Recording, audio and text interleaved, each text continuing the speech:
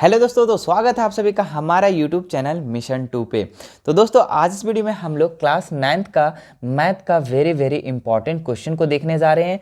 और हाँ बच्चों, बता दूं आप लोग को, इसमें कमज़ोर से कमज़ोर बच्चे भी बहुत ही इजी लेवल में आप क्वेश्चन को सॉल्व करना सीख जाएंगे। तो शुरू से लेकर अंत तक ज़रूर देखेंगे इस वीडियो को बच्चों।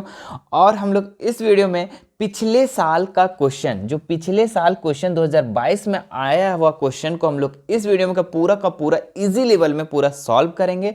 और हम लोग जानेंगे कि किस टाइप से क्वेश्चन को पूछे जाते हैं।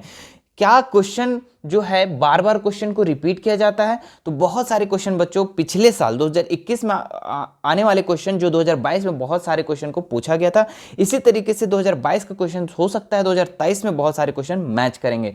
ठीक है, तो शुरू से लेकर अंत तक जरूर देखिएगा बच्चों इस वीडियो को। तो चलिए हम लोग जानेंगे किस टाइप से क्वेश्चन को पूछा जाता है। तो देखिए सबसे पहला इसका क्वेश्चन को हम लोग देखते हैं। क्या लिखा हुआ है? निम्न में कौन परिमेय संख्या है? ठीक है, पहला ही नंबर में सवाल में क्वेश्चन रहेगा बच्चों, निम्न में कौन परिमेय संख्या है।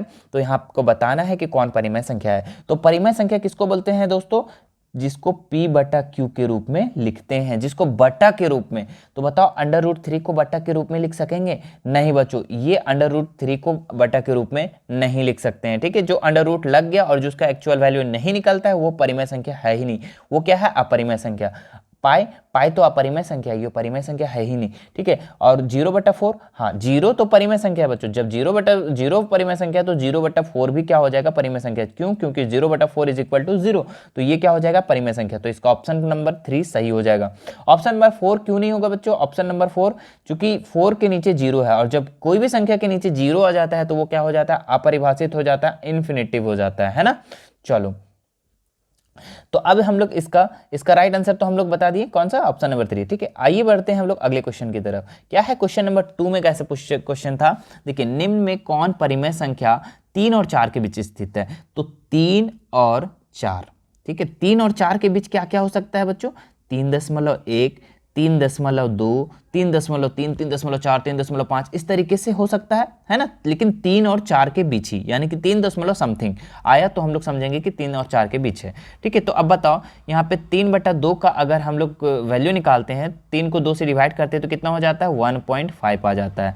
और 4 को 2 से डिवाइड करते हैं तो कितना हो जाता है? 2 हो जाता है। 1 को 2 से डिवाइड करते हैं तो 0.5 आ जाता है। और 7 को 2 से डिवाइड करते हैं तो 3.5 आ जाता है। ठीक है, तो अब बताओ इसका आंसर कौन सा हो जाएगा? तो 3 और 4 के बीच कौन सा संख्या है? 7/2, यानी कि 3.5 इसका वैल्यू आ रहा है। तो इसका आंसर कौन सा हो जाएगा? ऑप्शन नंबर 4 इसका राइट हो जाएगा। ठीक है, देखो आगे बढ़ते हैं इसका अगला सवाल में। क्वेश्चन नंबर 3 देखो कितना लॉलीपॉप क्वेश्चन है, कितना आसान, एकदम रूट देख के डर नहीं जाना है ना, बहुत ही ईजी लेवल में। कैसे? देखो 6√5 है ना, 6√5 गुना में कितना लिखा हुआ है? 2√5 है ना। तो पहले देखो 6 और 2 को गुना कर दो, 6 और 2 को गुना करेंगे तो कितना हो जाएगा? 12, 6 दूनी 12। और अंडर रूट 5 को जब गुना करेंगे तो कितना हो जाएगा? ओनली 5 हो जाएगा, ओनली 5 हो जाएगा, है ना बच्चों। तो ओनली 5, तो बताओ 12 को 5 से गुना करेंगे तो 12×5 = 60, है ना। ये क्यों हो रहा है? देखो अंडर रूट 3 और अंडर रूट 3 को गुना करेंगे तो ओनली 3 हो जाएगा, अंडर रूट 2 और अंडर रूट 2 को गुना करेंगे तो ओनली 2 हो जाएगा। एकदम रट लो बच्चों इस चीज को, ठीक है, रट लो। ठीक है, तो अंडर रूट 5 और अंडर रूट 5 को गुना करेंगे तो 5, और इधर 6 दूनी 12 हुआ था, 12×5 = 60 हो गया। तो ऑप्शन नंबर कौन सा हो जाएगा? ऑप्शन नंबर 2 हो जाएगा। ठीक है, आगे बढ़ते हैं इसका क्वेश्चन नंबर 4 में। क्या लिखा हुआ है? 5√5 और 5 - अंडर रूट 5 बराबर है, किसके बराबर है? ठीक है, तो देखो यहाँ पे a + b a - b के फॉर्म में आ रहा है कि नहीं आ रहा है? देखो a + b और a - b के फॉर्म में आ रहा है कि नहीं आ रहा है? बिल्कुल आ रहा है। क्यों आ रहा है? देखो a के जगह में 5 है, b फिर यहाँ पे b के जगह में अंडर रूट 5 है, a के जगह में 5 है, b के जगह में अंडर रूट 5 है ना। तो a + b × a - b, तो इसका फॉर्मूला क्या होता है? a² - b²। तो बैठा दो फटाक से, a कितना है? a 5 है तो 5 का स्क्वायर कर दो, और b की जगह में कितना है? अंडर रूट 5, तो अंडर रूट 5 का क्या कर दो? स्क्वायर कर दो, है ना। तो अब बताओ 5 का स्क्वायर करेंगे तो 25 हो जाएगा, और अंडर रूट 5 का स्क्वायर करेंगे तो ओनली 5 हो जाएगा। तो बताओ 25 में से 5 घटाएंगे तो कितना बचेगा? तो 20 बचेगा। तो ऑप्शन नंबर कौन सा हो जाएगा यहाँ पे? ऑप्शन नंबर 1 इसका राइट हो जाएगा। ठीक है, कितना आसान है बच्चों। ठीक है, आगे देखते हैं हम लोग इसका अगला सवाल में। क्या लिखा हुआ है? 1/2 के हर का परिमेयकरण करने पर प्राप्त संख्या है। ठीक है, तो देखिए यहाँ कैसे करना है हर का परिमेयकरण। जो क्वेश्चन है उसको पहले उतार लो। अब जो हर क्या होता है? नीचे वाला होता है, अंश ऊपर वाला कहते हैं, नीचे वाला को हर कहते हैं। तो हर का परिमेयकरण में क्या करना पड़ता है? हर को ऊपर नीचे दोनों से गुना कर देना होता है। तो हर कितना है अंडर रूट 2 को ऊपर नीचे दोनों से गुना कर दो। तो अंडर रूट 2 को 1 से गुना करेंगे तो अंडर रूट 2, और अंडर रूट 2 गुना करेंगे तो 2। अभी मैंने बताया है ना, अंडर रूट 2 गुना करेंगे तो अंडर रूट 2। तो देखो ऑप्शन नंबर कौन सा में नजर आ रहा है, तो ऑप्शन नंबर 2 में नजर आ रहा है बच्चों। तो ऑप्शन नंबर 2 इसका राइट हो जाएगा। ठीक है, चलो आगे बढ़ते हैं। क्वेश्चन नंबर 6 में क्या है सवाल, 64 है ना, 64 लिखा हुआ है यहाँ पे 64, और यहाँ पे पावर में दिया हुआ 1/2। अच्छा 64 को हम लोग नहीं लिख सकते हैं 8 का स्क्वायर, बताओ 8 का स्क्वायर नहीं लिख सकते हैं, बिल्कुल लिख सकते हैं 8 का स्क्वायर, और 1/2 यहाँ पे लिख दो। ठीक है, अब देखो ये 2 और 1/2 गुना में है, तो 2 गुना में है तो 2 और 2 क्या हो जाएगा, कट जाएगा। तो कितना बचेगा, 8 का पावर 1, और 8 का पावर 1 इज इक्वल टू 8। तो ऑप्शन नंबर कौन सा है, ऑप्शन नंबर 4 इसका राइट हो जाएगा। ठीक है, चलो इसके बाद बढ़ते हैं हम लोग अगला सवाल में। क्या लिखा हुआ है, देखिए 2/3 और 2 का पावर 1/3। देखो यहाँ पे क्या नजर आ रहा है, बेस और बेस बराबर नजर आ रहा है, और जब बेस और बेस बराबर होता है और गुना में होता है तो पावर जुड़ जाता है बच्चों। ठीक है, देखो कैसे है, 2/3 लिखा हुआ है और गुना में है 2/1/3। तो देखो बेस और बेस बराबर नहीं है, बेस और बेस क्या है, बराबर है, और पावर क्या है, पावर इसमें जुड़ जाता है जब गुना में है, डिवाइड में होता है तो घटता है। तो बेस को लिख दो बड़ा सा, और 2/3, और क्या बोले हम, प्लस करने है ना, गुना में रहता है तो प्लस होता है, तो प्लस कर दो, तो 2 लिख दो। अब यहाँ पे 3 और 3 का एलसीएम लेंगे तो 3, और 3 को किधर पढ़ेंगे तो एक बार, 1 को 2 से 2 है ना, 3 को किधर पढ़ेंगे 3 आएगा एक बार, और 1 को 1 से करेंगे तो 1, तो कितना हो जाएगा यहाँ पे बताओ 2, और यहाँ पे 3/3, तो 3/3 इज इक्वल टू 3 है ना। तो 2 का पावर 1, 2 का पावर 1 कितना होता है, 2 का पावर 1 2 होता है। तो ऑप्शन नंबर कौन सा है, तो देखो ऑप्शन नंबर 4 में नजर आ रहा है ना, तो ऑप्शन नंबर 4 में 2 नजर आ रहा है, तो ये सही हो जाएगा। चलिए आगे देखते हैं क्वेश्चन नंबर 8 में क्या है का सवाल, निम्न में कौन सा बहुपद है। तो बहुपद का एक रूल है बच्चों कि जितना भी चर में क्या बताए थे, एक्स वाई जेड है ना, जितना भी चर होता है उसके घात में अगर पूर्ण संख्या है, यानी कि 0 1 2 3 4 5, तो उसको हम लोग क्या बोलेंगे, बहुपद है ना। तो देखिए यहाँ पे चर कितना है, एक्स, और एक्स का पावर में क्या 0 1 2 3 4 है, नहीं है, क्या है, इसके पावर में अगर हम लोग तोड़ेंगे तो 1/2 हो जाएगा, तो ये नहीं होगा। ठीक है, कट जाएगा। इसके देखो एक चर में तो 2 है, सही है, लेकिन दूसरा चर जैसे नजर आ रहा है तो वहां पे आपका अंडर रूट में है, तो ये भी बहुपद नहीं है। तीसरा में देखो यहाँ पे चर एक ही ठो है और इसका पावर में कितना है 1, और हमने क्या बताया कि जितने भी चर होते हैं उसमें अगर पूर्ण संख्या हो तो वो क्या होता है, बहुपद होता है। तो ऑप्शन नंबर 3 इसका राइट हो जाएगा। देखिए इसमें भी एक है, लेकिन एक और चर में क्या है, अंडर रूट है, तो ये नहीं होगा, है ना। तो ये ऑप्शन नंबर 3 इसका राइट हो जाएगा। चलो आगे बढ़ते हैं हम लोग क्वेश्चन नंबर 9 में। देखिए कितने ही इजी लेवल में क्वेश्चन को पूछा जाता है। ठीक है, देखिए 5x माइनस अंडर रूट 7 का घात है, तो घात किसका निकलता है, घात x का। तो देखो x का घात कितना है, 5x लिखा हुआ है, x का घात कुछ नहीं, तो इसका मतलब 1 है ना, तो किसका घात कितना होगा, 1 हो जाएगा। तो ऑप्शन नंबर 2 इसका राइट हो जाएगा। आगे बढ़ते हैं। देखिए क्वेश्चन नंबर 10 किस तरीके से सवाल था, x बराबर 0 है के लिए बहुपद 5x माइनस इतना का मान होगा।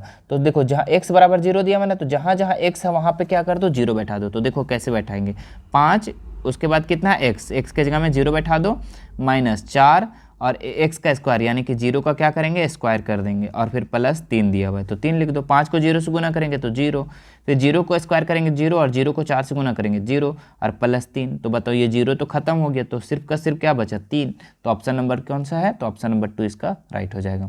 ठीक है, चलो इसके बाद देखते हैं किस तरीके से सवाल रहता है। देखिए 11 नंबर सवाल कैसा है, x प्लस 5 का शून्यक कितना है, कितना आसान है। देखो x प्लस 5 लिख दो और बराबर 0 कर दो, और ये देखो नंबर को नंबर साइड कर दो, तो x इधर ही रहने दो और ये 5 को इधर ले आओ, तो क्या किस में हो जाएगा, माइनस में 5 हो जाएगा। तो -5 कहाँ है, तो ऑप्शन नंबर 3 में है। देखो कितना ही आसान सवाल है। ठीक है, आगे बढ़ते हैं हम लोग। 12 नंबर किस तरीके से सवाल था, देखिए x प्लस 1 से इतना से भाग देने पर शेषफल प्राप्त होगा। तो देखो इसमें शेषफल प्रमेय विधि से हम लोग बनाएंगे। देखो कैसे, क्या लिखा हुआ है, x प्लस 1 है ना, तो x plus 1 is equal to क्या कर देंगे, 0, तो x बराबर क्या हो जाएगा, -1।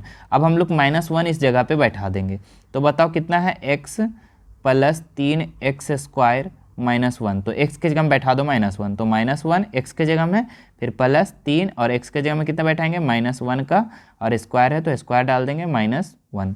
अब -1 का -1 लिख देंगे, और प्लस -1 का स्क्वायर करेंगे तो +1, और +1 को 3 से गुना करेंगे तो 3 -1, ठीक है। अब देखो यहाँ पे माइनस और माइनस वाला का जोड़ दो और 3 को 3 लिख दो, अभी 3 लिख दो और माइनस माइनस वाला को जोड़ देंगे तो 1 1 2, लेकिन साइन किसका रहेगा, माइनस का, तो 2 हो जाएगा। 3 में से 2 घटाएंगे तो कितना बचेगा बच्चों, 1 बचेगा। तो ऑप्शन नंबर कौन सा है, 1, तो ऑप्शन नंबर 2 इसका 1 है। ठीक है, तो 2 इसका सही हो जाएगा। चलिए इसके बाद हम लोग आगे बढ़ते हैं।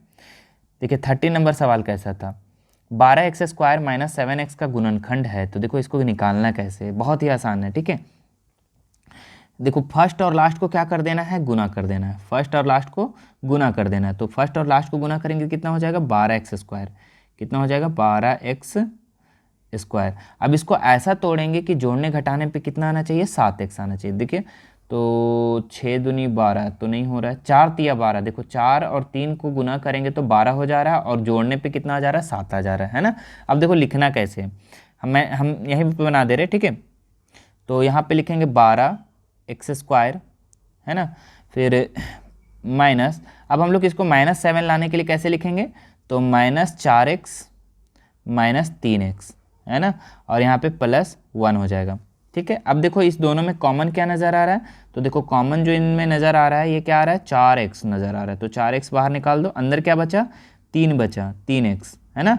देखो अब गुना करके 12x² आता है कि नहीं, 4 तिया 12 x²। ठीक है, माइनस, अब 4x बाहर निकल गया तो यहाँ पे क्या बचा, 1 बचा। ठीक है, अब इस दोनों में कॉमन ले लो कुछ, तो कॉमन इसमें कुछ नज़र आ रहा है, नहीं आ रहा है, सिर्फ का सिर्फ माइनस कॉमन नज़र आ रहा है। तो -1 कॉमन ले लो, तो अंदर क्या बचा, +3x, और यहाँ माइनस जब निकल गया तो क्या बचा, यहाँ पे -1, है ना। अब देखो यहाँ पे एक जगह हो जाएगा ये वाला और ये वाला एक जगह पार्ट लिख दो, है ना, ये वाला पार्ट को और ये वाला पार्ट को एक जगह लिख दो। तो 4x - 1 एक जगह और 3x - 1 एक जगह। तो देखो ये ऑप्शन किस में नज़र आ रहा है, 4x - 1, है ना, 4x - 1 और 3x - 1। तो देखिए ऑप्शन नंबर 1 में नज़र आ रहा है, ये ऑप्शन नंबर 1 में, तो ऑप्शन नंबर 1 इसका राइट हो जाएगा। चलिए इसके बाद बढ़ते हैं हम लोग 14 नंबर सवाल में। देखिए k का मान ज्ञात करने के लिए कह रहा है, कितना आसान है। x - 1 दिया हुआ है ना, तो x - 1 जो दिया हुआ है इसके बराबर हम क्या कर देंगे, 0 मान लेंगे। तो x बराबर कितना हो जाएगा, 1 हो जाएगा। तो अब इस जगह पे हम लोग 1 बैठा देंगे, तो क्या लिखा हुआ है, x² - x प्लस k, है ना, तो बराबर क्या कर दो, 0 कर दो, है ना। तो देखो यहाँ पे x के जगह में 1 बैठा दो, -1 का स्क्वायर है ना, फिर 1 x के जगह में 1 बैठा दो, प्लस k लिख दो, बराबर 0 कर दो। अब देखो यहाँ पे 1 का स्क्वायर करेंगे तो 1 आएगा, अरे 1 में से 1 को घटाएंगे तो क्या बचेगा, यहाँ पे 0 बचेगा, है ना, क्या बचेगा, 0 बचेगा। 1 मिनट, यहाँ पे प्लस है तो प्लस डाल देंगे ना, तो 1 1 जोड़ेंगे तो कितना हो जाएगा, 2 हो जाएगा। कितना हो जाएगा, 2 हो जाएगा, और प्लस k दिया हुआ है तो प्लस k बराबर 0। अब k को है ना इधर ले आ जाओ, तो या फिर k को यहीं रहने दो, 2 को उधर ले जाओ, तो k को रहने दो, 2 को इधर ले आएंगे तो -2 होगा। तो k का मान निकल गया बच्चों, तो k का मान कितना हो गया, ऑप्शन नंबर 4 इसका राइट हो जाएगा, k का मान -2। ठीक है, चलो इसके बाद हम लोग देखते हैं अगला सवाल। देखिए 15 नंबर सवाल क्या है, मूल बिंदु का निर्देशांक है। तो मूल बिंदु का निर्देशांक 0 और 0 होता है, तो ऑप्शन नंबर 1 इसका राइट हो जाएगा। आगे देखते हैं, बिंदु 0 और -5 स्थित है। तो देखिए कौन सा अक्ष पर स्थित होगा, तो देखो यहाँ पे क्या है, x का मान 0 और y का मान -5 है, y का मान -5। तो जहाँ पे x का मान 0 होता है वो कहाँ पर होता है बच्चों, y अक्ष पर, तो y अक्ष पर इसका सही हो जाएगा राइट उत्तर। ठीक है, इसके बाद देखिए अगला सवाल किस टाइप से क्वेश्चन था। हाँ देखो एक फिगर बना हुआ है ना यहाँ पे, तो इस फिगर को देख करके हम लोग को आंसर बताना है। ठीक है, इसको हम लोग कार्तीय तल कहते हैं। अब देखो यहाँ पे कैसे बनाना है, तो देखो यहाँ पे q का निर्देशांक कितना है बच्चों, तो देखो यहाँ पे q कितना है, q यहाँ पर है, और q का निर्देशांक आप देखिए यहाँ पर x में 2 है और y में -2 है। y में कितना है, -2। देखो ये x अक्ष होता है, ये y अक्ष होता है ना, तो y में कितना है, -2 है और x में 2 है। तो देखो कौन सा ऑप्शन है, तो ऑप्शन नंबर 2 इसका राइट हो जाएगा, 1 सही हो जाएगा, है ना, 2 और -2। इसके बाद देखिए अगला सवाल क्या बोला है, -3 और 2 को द्वारा पहचाना गया बिंदु। ठीक है, -3 और 2, देखो यहाँ पे -3 कहाँ पे आपका, तो -3 ये है और 2 ये है ना, -3 x वाला और 2 वाला यहाँ पे, तो कौन सा बिंदु है, S बिंदु है। तो ऑप्शन नंबर इसका देख लीजिए कहाँ पे है, S, तो ऑप्शन नंबर 4 इसका राइट हो जाएगा, S बिंदु, है ना। इसके बाद देखिए अगला सवाल क्या बोला है, P का भुज, देखो भुज जब भी पूछा तो x का मान निकालना है, भुज बोला तो x का मान निकालना और कोटि बोला तो y का मान निकालना है ना। तो देखो भुज पूछ रहा है तो भुज x का मान निकालेंगे। देखो p का भुज निकालेंगे हम लोग। p कहाँ है, देखिए इस कार्तीय तल में देख लो p कहाँ पर है। तो देखिए ये p है और p का x का मान पूछ रहा है, तो x का मान देखो यहाँ पे क्या है, 0 है, कहीं बढ़ा ही नहीं है ना। तो p का x का मान कितना हो जाएगा, 0 हो जाएगा। तो देखो p का भुज 0, तो ऑप्शन नंबर कहाँ पे आ जाएगा, ऑप्शन नंबर 1 इसका राइट हो जाएगा। ठीक है। इसके बाद देखिए बिंदु r का कोटि है। कोटि मतलब अभी हम क्या समझाए थे कि y का मान है ना। तो देखो r का मान, r का y का मान कितना है, देखो यहाँ पे x का मान, देखो r यहाँ पे है ना, r के जगह में x कितना दिया हुआ है -2 और y कितना दिया हुआ है -3। तो पहले हम लोग x का लिखते हैं, पता है ना, x का मान पहले लिखते हैं, y का मान बाद में लिखते हैं। तो देखो हम लोग को कोटि पूछा था, तो कोटि कितना है -3, तो -3 हम लोग का कहाँ पे आएगा देख लेते हैं। तो -3 ऑप्शन नंबर 3 में है, तो ये राइट हो जाएगा। ठीक है। चलो इसके बाद हम लोग अगला सवाल देखते हैं। दो चर वाले रैखिक समीकरण का मानक रूप क्या है। तो दो चर वाले रैखिक समीकरण का जो मानक रूप है बच्चों, वो है ax plus B Y plus C is equal to 0। तो ऑप्शन नंबर 2 इसका राइट हो जाएगा। ठीक है। इसके बाद देखते हैं हम लोग, समीकरण दिया हुआ है 2x प्लस 3y बराबर 8 और इसमें से तुलना करना है और बताना है ABC का मान। ठीक है। तो देखो यहाँ पे ये इसी पर रूप में है या नहीं है। ठीक है। इसको सबसे पहले हम लोग इस रूप में चेंज करते हैं। तो ax यानी कि यहाँ पे देखिए ax यानी 2x प्लस 3y और ये c इधर है ना, और यहाँ पे c ये साइड है, तो हम कर देंगे ये साइड और बराबर क्या कर देंगे 0। ठीक है। अब देखो a के जगह में कितना है 2 है, b के जगह में कितना है 3 है और c के जगह में -8 है। तो देखो 2 3 -8 कहाँ पर है, 2 3 8 है, ये नहीं होगा, 2 3 नहीं होगा, 2 3 -8 देखिए ऑप्शन नंबर 3 में है। ठीक है। a का मान 2 हो गया, b का मान 3 हो गया और c का मान इधर आ जाएगा, चूंकि c इधर है ना, तो c इधर आ जाएगा तो -8 हो जाएगा। तो ऑप्शन नंबर 3 इसका राइट हो जाएगा। चलिए दोस्तों, अगर वीडियो अच्छा लग रहा होगा तो लाइक ज़रूर कीजिएगा और ज़्यादा से ज़्यादा शेयर कीजिए। ठीक है। ताकि आप अगर हेल्प ले रहे हैं तो अगले को भी हेल्प दीजिए। ठीक है। चलो अगले क्वेश्चन देखिए, क्वेश्चन नंबर 23। क्या लिखा हुआ है, x plus Y is equal to 7। तो देखो x plus Y is equal to 7, तो किसका हल है वो देखो। x और y दोनों मिला करके कितना होना चाहिए, 7 होना चाहिए। तो देखो x का मान 0 और y का मान 0 करेंगे तो 7 होगा, नहीं होगा। x का मान 3 और y का मान 0 तो नहीं होगा। x का मान 0 और y का मान 4 करेंगे तो 7 होगा, नहीं होगा। हाँ, लेकिन देखो x का मान 3 रख दो और y का मान 4 रख दो, x का मान 3 और y का मान 4 रख दो इज इक्वल टू 7, है ना। तो ऑप्शन नंबर कौन सा है, तो ऑप्शन नंबर 4 इसका राइट हो जाएगा। चलो आगे देखते हैं इसका अगला सवाल में हम लोग 24 नंबर। देखिए 24 नंबर सवाल क्या है बच्चों, x का बराबर 4 दिया हुआ, y बराबर 1 दिया हुआ है, किस समीकरण का हल है। देखो यहाँ पे x बराबर 4 दिया हुआ, y बराबर 1। तो यहाँ पे अगर हम x बराबर 4 डाल देते हैं, ठीक है, देखो पहला ही ऑप्शन को हम लेके चलते हैं, x बराबर 4 डाल देते हैं, फिर बराबर देते हैं 4y, तो 4 और y का मान कितना रखने के लिए कह रहा है 1, तो 1 रख दो, तो 4 इज इक्वल टू 4। अरे ये आ तो गया, तो ऑप्शन नंबर इसका 1 ही राइट हो जाएगा, ऑप्शन नंबर 1 इसका राइट हो जाएगा। ठीक है। अगला सवाल देखिए यहाँ पे 25 नंबर क्या लिखा हुआ है, निम्न में से कौन दो चर वाले रैखिक समीकरण है। तो दो चर मतलब एक्स वाई जेड है ना, तो कहाँ पे देखिए दो चर है, देखिए इसमें तो एक ही चर नजर आ रहा है, इसमें दो चर नजर आ रहा है ना, तो ऑप्शन नंबर 2 ही इसका राइट हो जाएगा। दो चर एक्स और वाई दो चर है ना यहाँ पे, तो दो चर वाले रैखिक समीकरण यहाँ पे 2 है। चलो इसके बाद देखते हैं हम लोग 26 नंबर सवाल क्या लिखा हुआ है, एक्स अक्ष का समीकरण है। तो देखिए यहाँ पे एक्स अक्ष का समीकरण कौन सा हो जाएगा बच्चों, जहाँ पे y का मान 0 होगा वही x अक्ष का समीकरण हो जाएगा। तो y का मान 0 कहाँ होता है, तो ऑप्शन नंबर 4 में है ना। चलो इसके बाद देखते हैं 27 नंबर सवाल क्या लिखा हुआ है, k का मान ज्ञात करना। देखो कितना आसान सवाल है, देखो x के जगह में 2 लिखना है और y के जगह में 5 लिखना है। तो देखो समीकरण जो दिया हुआ उसी को हम लेके चलते हैं, तो 2x plus y is equal to k। तो x के जगह में कितना डालना है 2 है ना, तो 2 डाल दो, x के जगह में 2, तो 2 गुना 2, x के जगह में 2 डाल दिए, प्लस y के जगह में कितना डालना है 5, है ना। आप लोग को पता होना चाहिए कि पहले x का मान होता है उसके बाद y का मान होता है ना। तो x के जगह में 2 डाल दिए, y के जगह में 5 डाल देंगे, तो 5 बराबर k। अब 2 दूनी 4 और यहाँ 5 बराबर k, तो 4 5 9, 9 इज इक्वल टू k। तो ऑप्शन नंबर कौन सा है, देखिए ऑप्शन नंबर 3 इसका राइट हो जाएगा। ठीक है। चलो इसके बाद देखते हैं हम लोग अगला सवाल, 40 का पूरक कोण है। देखिए पूरक कोण मतलब क्या होता है, एक्स और वाई मतलब दो कोण को मिला करके कितना होना चाहिए, 90 डिग्री होना चाहिए। दो कोण को मिला करके 90 होना चाहिए, यानी कि एक कोण और बी कोण को दोनों मिला के 90 डिग्री हो जाता है, उसको हम लोग पूरा कोण कहते हैं। तो एक कोण दिया हुआ है 40, तो दूसरा कोण कितना हो जाएगा बताओ, 50 हो जाएगा, तब तो 90 होगा दोनों मिला के। तो 40 का पूरा कोण कितना हो जाएगा, 50 हो जाएगा। चलो इसके बाद देखते हैं 80 का संपूरक। संपूरक जस्ट उसका क्या होता है, डबल, यानी कि पूरक में हम क्या बोले कि a plus B is equal to 90 होना चाहिए, लेकिन संपूरक में क्या बोले हम कि a plus B is equal to कितना होना चाहिए, 180 होना चाहिए। तो देखिए एक कोण दिया हुआ 80, तो दूसरा कोण कितना हो जाएगा, 100 हो जाएगा, चूंकि दोनों मिला के कितना होना चाहिए, 180, तो दूसरा कोण कितना हो जाएगा, यानी कि 80 का संपूरक 100 है ना। चलो एक कोण की माप इसके संपूरक कोण की माप से दुगुनी है, तो इसकी माप क्या होगी। तो देखिए इस सवाल का आंसर क्या हो जाएगा, एक कोण की माप इसके संपूरक कोण की माप, जैसे कि एक कोण माप अगर हम मान लेते हैं यहाँ पे 60, ठीक है, तो इसका संपूरक कोण कितना हो जाएगा, तो 120 हो जाएगा, क्योंकि दोनों मिला कितना होना चाहिए, 180 डिग्री, ठीक है।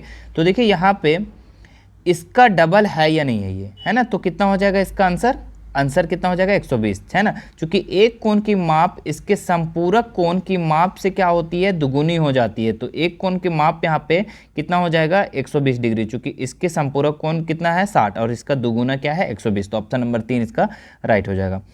चलिए इसके बाद देखते हैं इसका अगला सवाल 31 नंबर, क्या लिखा हुआ है, आकृति में ए ओ बी एक सरल रेखा है, एक्स का मान ज्ञात करना है। तो देखो कितना आसान है, सो सबको जोड़ दो यहाँ पे, x प्लस 20 और क्या दिया हुआ है दूसरा में 2x प्लस फिर x plus x is equal to कितना होना चाहिए, 180, चूँकि एक सरल रेखा पे कितना डिग्री का कोण बनता है, 180 डिग्री का, है ना। तो अब देखो जोड़ दो यहाँ पे, x एक x और 2x और एक 3x, है ना, तो कितना हो जाएगा, 2x और एक 3x और एक 4x, तो 4x plus 20 is equal to 180। तो यहाँ पे 4x ये पे यहाँ 180 हो जाएगा और ये 20 इधर आके माइनस में हो जाएगा, तो माइनस में डाल देंगे 20, तो 4x कितना हो जाएगा, 4x बराबर 120 180 में से तो कितना हो जाएगा 160। अब 4 को 160 से काट दो तो 4 चौके 16, यानी कि x बराबर कितना हो गया 40। हम लोग को किसका मान निकालना था, x का मान ही निकालना था। तो देखो ऑप्शन नंबर किस में है 40, तो ऑप्शन नंबर 1 में है, ठीक है। चलो इसके बाद देखिए इसका अगला सवाल, हाँ ये सवाल देखिए बहुत ही आसान सवाल है। देखिए यहाँ पे क्या लिखा हुआ है, OP और RS, OPQ 110 डिग्री है और QRS कितना है 130 डिग्री। देखिए यहाँ पे OPQ ये वाला 110 डिग्री है, ये 130 डिग्री है, तो PQR यानी कि ये वाला मान निकालने के लिए कह रहा है।